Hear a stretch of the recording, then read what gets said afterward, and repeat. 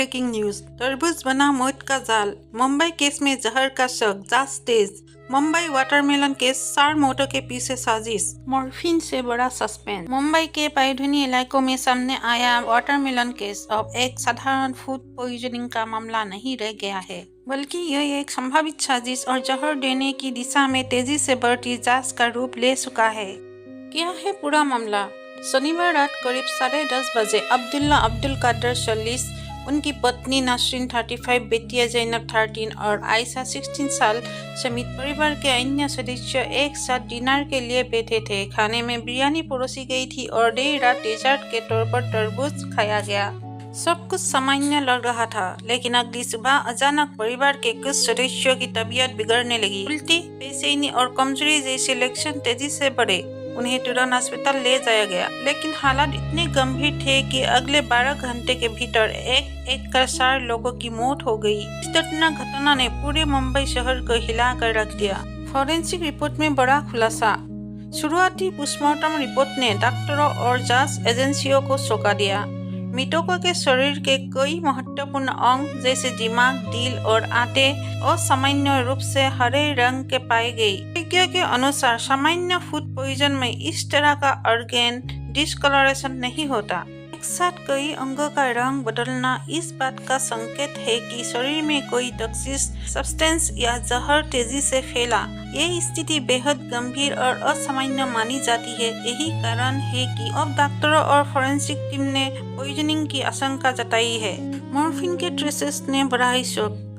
जांच को और गहरा करने पर एक और चौंकाने वाली बात सामने आई। मृतकों में से एक अब्दुल्ला के शरीर में मॉर्फिन के ट्रेसेस पाए गए हैं।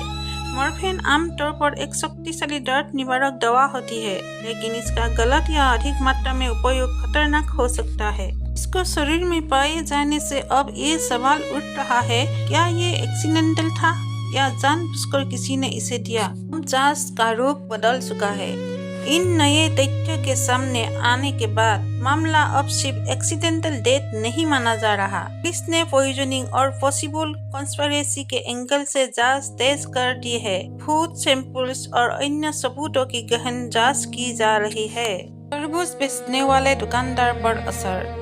नल बाजार स्थित जिस दुकान से तरबूज खरीदा गया था, उस दुकान के मालिक मोहम्मद ने दावा किया कि मेरे तरबूज में कोई गलती नहीं है, लेकिन घटना के बाद उन्होंने दुकान बंद कर दी है। ये बेटे से पिछले 2 दिनों से लगातार पूछताछ की जा रही है।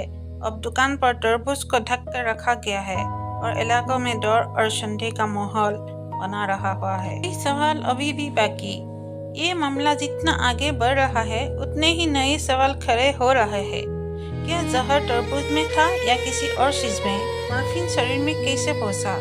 क्या ये एक सोची समझी साजिश थी? निष्कर्ष, मुंबई का यह वाटरमेलन केस अब एक रहस्यमयी और जटिल जांच बन चुका है, जहां एक तरफ एक परिवार की दर्दनाक मौत ने लोगों को झकझोर दिया है, वहीं दूसरी तरफ फोरेंसिक रिपोर्ट्स ने इस घटना को और भी भयावह बना दिया है। पुलिस और जांच एजेंसियां हर एंगल से मामले को जांच कर रही है और आने वाले दिनों में ही सच्चाई पूरी तरह सामने आ पाएगी। ये घटना एक बार फिर याद दिलाती है कि हर सामान्य घटना के पीछे सच्चाई अक्सर पहली नजर में दिखाई देने वाली कहानी से कहीं ज्यादा गहरी होती है।